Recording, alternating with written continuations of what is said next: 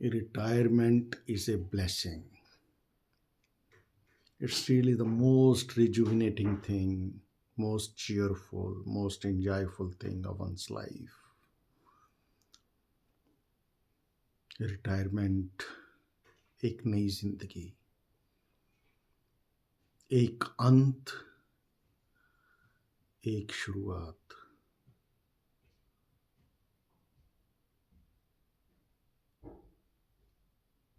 जब हम रिटायर होते हैं तो पूरा डिपार्टमेंट, इंस्टीट्यूशन हमें घर छोड़ने आता है।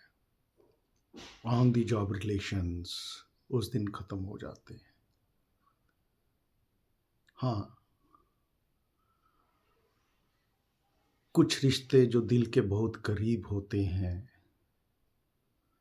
कुछ रिश्ते जो दोस्ती के होते हैं, very few they are left after retirement to cheer।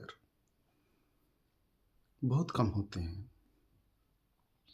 और रिटायरमेंट के बाद हर आदमी सवाल पूछता है, आप क्या कर रहे हो? सारी उम्र काम किया, 20 साल से शुरू किया, 22 साल से, 25 साल से 60 तक काम किया, सुबह शाम किया। lived a life full of challenges, competition, ambition, aspirations, career oriented, minting of wealth. But after retirement, do we have to chase all these things? तब जरूरी था।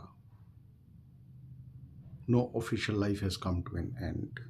एक चीज खत्म हो गई, ऑफिशियल ऑब्लिगेशंस खत्म हो गए, ऑफिशियल जिम्मेवारी खत्म हो गई। Your chains have been removed। You are free bird।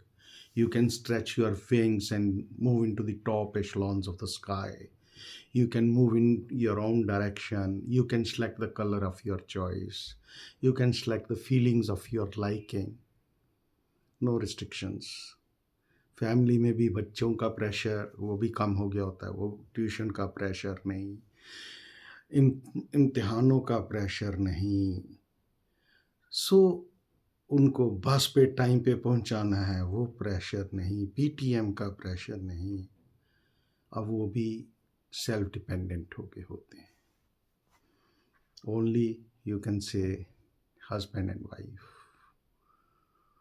they are the true couple which has to carry on।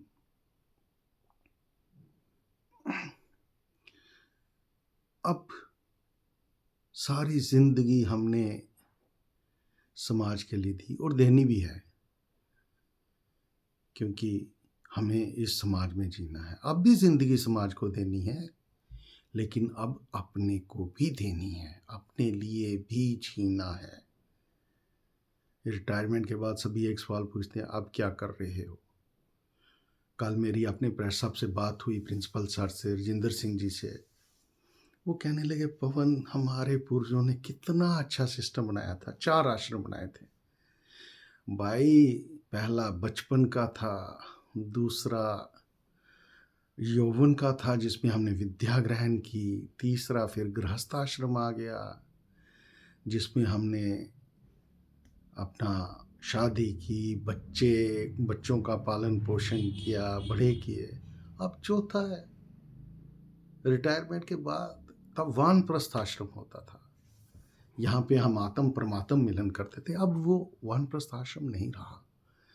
अब हमें अपने घर को ही वानप्रस्थ आश्रम बनाना है। घर की जिम्मेवारियां भी पूरी करनी है, समाज में भी कंट्रीब्यूट करना है और अपनी सेल्फ डेवलपमेंट भी करनी है। अब सेल्फ डेवलपमेंट की बारी है, अपने बारे में सोचना है।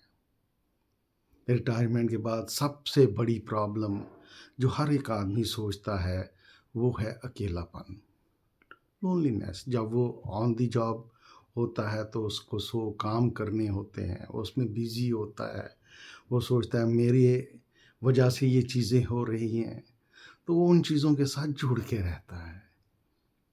अब रिटायरमेंट के बाद वो चीज़ें करने को नहीं होती। शायद अब परमात्मा हमसे कुछ और करवाना चाहता है।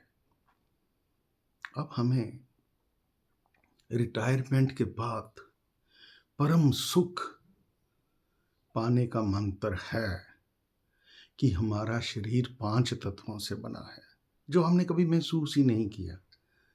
अब हमें उन 5 तत्वों को एम्ब्रेस करना है, उनको आलिंगन करना है, उनसे प्यार करना है। सुबह उठते सूरज को देखना है, सूरज की किरणों का सुख लेना है। और जब हम सूरज की तपश का आनंद लेंगे तो हमारे शरीर में ऊर्जा दौड़ आएगी, एनर्जी पैदा होगी। सूरज पिता का कारक है, सृष्टि में एनर्जी क्रिएटर है, एनर्जी का कारक है। परमपिता परमेश्वर क्रिएटर हैं, लेकिन एनर्जी का क्रिएटर जो है वो सूरज है। और अगर पितृदोष भी हो तो मात्र सूरज को सुबह देखने से, उसको माथा टेकने से वो भी दूर हो जाता है। और सूरज की किरणें लेने से हमारा शरीर जो है वो उज्ज्वलित हो जाता है, प्रकाशित हो जाता है। हम अकेले नहीं होते जब हम सूरज के साथ होते हैं, हमारा पिता हमारे साथ होता है, रोशनी हमारे साथ होती है, सूरज की गर्मी हमारे साथ होती है, सूरज की तपश हमारे साथ होती है। हम अकेले नहीं होते। सूरज का आनंद लीजिए। दूसरा, माता धरती हमारी माता है। जन्म, हमारा शरीर भी मिट्टी से बना है और मरने के बाद मिट्टी में ही मिल जाएगा। तो इस मिट्टी से प्यार करना है जिससे हम बने हैं। जब उस मिट्टी से पौधा निकलता है उसको देख के खुश होना है। फूल निकलता है, सुबह पार्क में जाना है ज़रूर। फूल निकलता है, फूल को देख के खुश होना है। मधुमक्खियाँ घूमती हैं फूलों पे, उनको देख के खुश होना है। कैसे प्यार करती हैं फूलों के साथ। तितलियाँ उड़ती हैं, उनको देख के खुश होना है। Chirping, singing of the melodious songs of the birds, उससे खुश होना है। फ्रेग्रेंस ऑफ फ्लावर्स से खुश होना है। घास के ऊपर अनमोल मोती जैसे ओस के बूंदें बनी होती हैं, उसके ऊपर नंगे पांव चलना है। आपको सिर तक ठंडक महसूस होगी। माता के संपर्क में जब भी आदमी आता है तो उसे ठंडक का एहसास होता है। तो माता के साथ संपर्क में आना है। मन करे तो अगर गार्डन साफ सुथरा हो तो उस घास पे लेट जाना है और उस घास पे लेटकर माता की ठंडक को ग्रहण करना है और सूरज जो पिता है उसकी तपश को ग्रहण करना है। इंग्लैंड से, लंदन से लोग स्पेशल सी बीच पे हिंदुस्तान आते हैं सूरज की तपश लेने के लिए। हवा, हवा हमारे जीवन का अभिन्न अंग है। हम एक मिनट हवा के बिना नहीं जी सकते। ये हमारा तीसरी क्रिएशन है, तीसरा इंग्रेडिएंट है। तो लंबे लंबे सांस लेने हैं और प्रभु के नाम से लेने हैं। जब प्रभु के नाम का लंबा सांस लेंगे, प्रभु के नाम का लंबा सांस छोड़ेंगे तो हम प्रभु के साथ जुड़ जाएंगे। और जब हम लंबा सांस लेते हैं सुबह सुबह तो हमें महसूस होता है कि पता नहीं कितनी ठंडक शरीर के अंदर जा रही है। और जब शरीर के अंदर ठंडक जाती है तो शरीर को परम सुख की, परम आनंद की प्राप्ति होती है। जैसे फ्रीज़र में दही जमाने रख दो ना तो ठंडक में दही नहीं जमता, बैक्टीरिया मल्टीप्लाई नहीं होता। तो जब आप हवा की ठंडक को अपने अंदर लेते हो तो वो तमाम बीमारियां जो हैं उनसे आपको दूर कर देती है, उनको ग्रो ही नहीं होने देती, क्योंकि अंदर आपके ठंडक पैदा हो जाती है। जल, चौथा हमारा शरीर बना है जल से। जब हम दरिया को देखते हैं, जब हम किसी नदी नाले को देखते, पर्यटन स्थल हैं, समुंदर, पर्यटन स्थल हैं, टूरिस्ट पॉइंट हैं। क्यों? क्योंकि हमारा शरीर पानी से बना है, हमें पानी अट्रैक्ट करता है।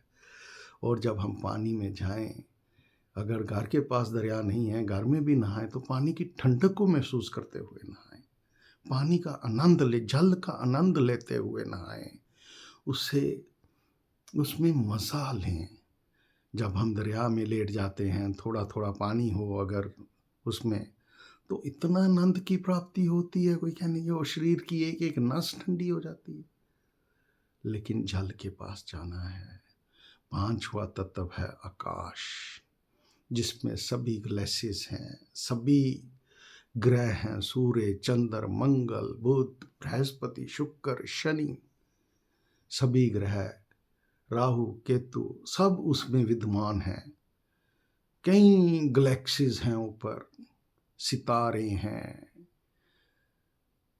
तो कोशिश करनी है शाम को तारों की लो में बैठना है, चांद की किरणों में बैठना है और आसमान को देखना है, जो हमारा प्रभु का दिया हुआ छत है, उसको निहारना है। और जब हम उसको देखेंगे तो हमारे अंदर खुद व खुद शांति की उत्पत्ति होगी। जब हमारे पांच तत्व जो हैं पूर्ण रूप से, हम पांच तत्वों से मिल जाएंगे, तो ये पांच तत्व जो हैं ये हमारे परम पिता परमेश्वर के द्वारा क्रिएट किए गए हैं। जब हम इन पांच तत्वों से मिल जाते हैं तो फिर हमें प्रभु के साथ मिलने में बड़ी आसानी हो जाती है। और जब हम अपने निर्मल चित्त से, स्वच्छ चित्त से प्रभु का सुमरन करते हैं, हर पल लंबे सांस लेते हैं, प्रभु के नाम को ध्याते हैं, तो हम सहजता से, तब हमारे प्रभु जी दौड़ते दौड़ते चले आते हैं। और हमें जब अश्रुधारा से, श्रद्धा भाव से, मन से, लंबे श्वासों से प्रभु को याद करते हैं, तो हमारे प्रभु जी दौड़े दौड़े चले आते हैं और हमें अपने आलिंगन में ले लेते हैं और हमें तब परम सुख की प्राप्ति होती है, परम आनंद की प्राप्ति होती है और हम प्रभु के चरणों में लीन हो जाते हैं, प्रभु में शरणागत हो जाते हैं, प्रभु की कृपा में हमें हमारे ऊपर आ जाती है और हमें इस संसार से जीवन को जीते हुए, एक हाथ से संसार के जीवन को जीते हुए, दूसरे हाथ से हम प्रभु की उंगली पकड़ के हम परम पिता परमेश्वर में हमें अपने आलिंगन में ले लेते हैं। हे परमपिता परमेश्वर, हमें शक्ति दो, हम निश्चल भाव से आपको याद करें और आप हमें, हमारे ऊपर कृपा करें, हमें अपनी शरणागत में लें। धन्यवाद।